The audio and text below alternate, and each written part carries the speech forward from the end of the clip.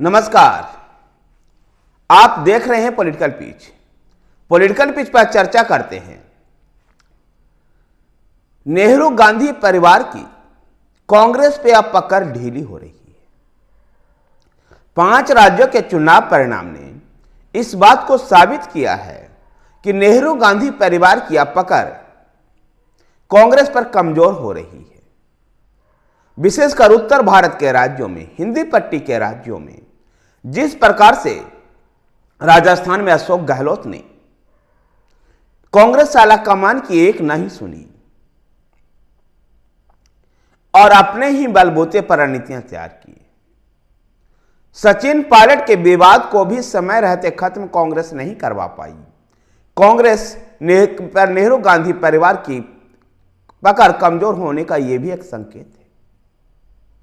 पूरे चुनाव अभियान में कहीं अशोक गहलोत और सचिन पायलट एक साथ नहीं दिखाई दिए, बल्कि चुनाव अभियान के दौरान ही मुख्यमंत्री को लेकर के दोनों में तकरार भी हुई। जहां अशोक गहलोत इस बात को कह गए कि मुख्यमंत्री की कुर्सी मुझे छोड़ना नहीं चाहती है, वहीं सचिन पायलट ने कह दिया कि किसी को स्वयं के कह देने से कोई मुख्यमंत्री नहीं हो जाता है, बल्कि आलाकमान तय करेगा कि कौन मुख्यमंत्री होगा। कई तरह की और तकरारें रही राजस्थान में, और राजस्थान में कांग्रेस का हारने का बड़ा एक कारण था अशोक गहलोत की मनमर्जी। जिस प्रकार से पूरे 5 साल में उन्होंने मनमर्जी चलाई और चुनाव अभियान के दौरान भी वो उसी तरह का हालत मध्य प्रदेश में रहा, जब मध्य प्रदेश में पूरी तरह से कमलनाथ और दिग्विजय सिंह के सहारे रही कांग्रेस। कमलनाथ और दिग्विजय सिंह अपने परिवार के चहेते लोगों को ही टिकट दिलाने में लगे रहे, और जिससे ना तो उन्होंने कार्यकर्ता की सुनी और पार्टी में जो जनता के मूड को भी भांपने में ये लोग फेल रहे, जिसके वजह से कांग्रेस मध्य प्रदेश में हारी।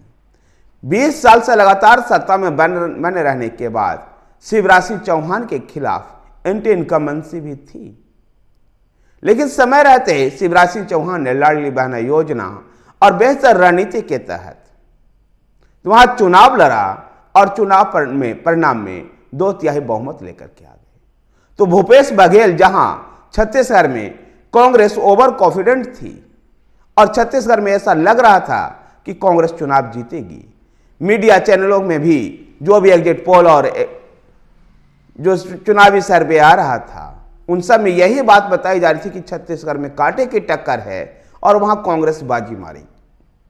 लेकिन भूपेश बघेल का अहंकार छत्तीसगढ़ में भी कांग्रेस को ले डूबी। एक और विशेष बात, सुनील कोनोनगुलु जो कर्नाटक जीत के हीरो थे, तेलंगाना में भी उनकी जीत में बड़ी महत्वपूर्ण योगदान है। इन राज्यों के लिए भी वो कुछ रणनीतियां बना रहे थे, लेकिन उनकी नहीं सुनी गई इन राज्यों में। इसकी वजह से हार हुई है कांग्रेस की, और ये कांग्रेस की हार जो है ये साबित करता है कि अब कांग्रेस पर नेहरू गांधी की पकड़ ढीली हो रही है। धन्यवाद साथियों। अगर आपको वीडियो अच्छा लगे तो वीडियो को शेयर कीजिए, लाइक कीजिए। हमारे साथ बने रहने के लिए हमारे चैनल पॉलिटिकल पिच को सब्सक्राइब कीजिए। धन्यवाद।